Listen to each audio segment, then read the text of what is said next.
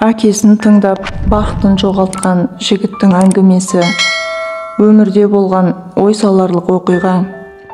Адам өмірі түрлі қиыншылықтар мен соқпақтардан тұратыны белгілі. Әсіресе махаббат тақырыбына келгенде, өзі нәзік, әрі әдемі. Біздің ара қатынасымыз енді басталғанда, біз әлемдегі ең керемет жұп боламыз деп ойлаған едім. Менің қызым өте сұлу, нәзік, қазақи салт дәстүрлерді бойына сіңірген тәрбиелі қыз еді. Менің достарым тіпті маған қызыға қарайтын. Мен бар күшіммен оның ата-анасының сенімін алуға тырыстым. Ол да менің ата-анама өзінің әдемілігімен, әдептілігімен ұнап қалды. Біз бала емес, кездесе бастағанның өзінде оған 25, ал мен одан 3 жас үлкен болатынмын.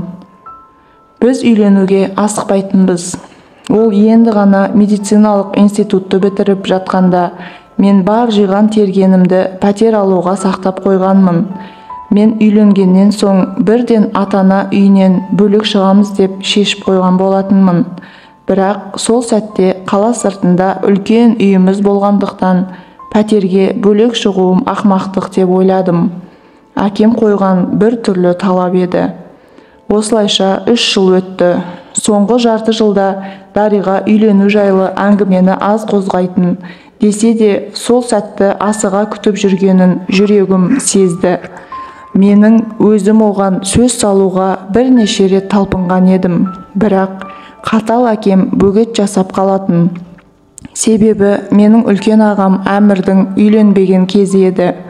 Ата-анам бірінші ол шаңырақ құрып, тек содан кейін ғана маған рұқсат беретіндерін айтты.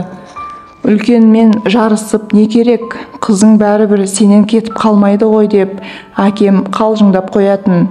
Ал менің ағама келсек, ол тіпті үйлену жайлы ойланбайтын да. Оның жасы 35-те болғанымен қарым-қатынас құрған 3-ақ қызы болған. Қазіргі қызы одан батыл қадам күтіп жүр. Бірақ ағам әлі де нақты шешім қабылдай алмай жүр.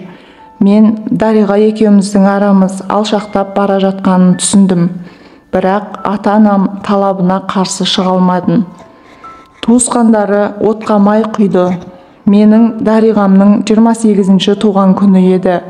Бұл күнде келіп жетті.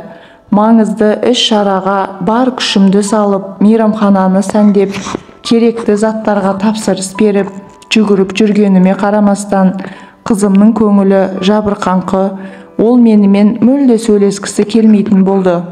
Арамызда отқа май құйғандай туысқандары да қайта-қайта жақсы ана бол, жақсы күйеу тап деген сияқты тілектерін жаудыра берді.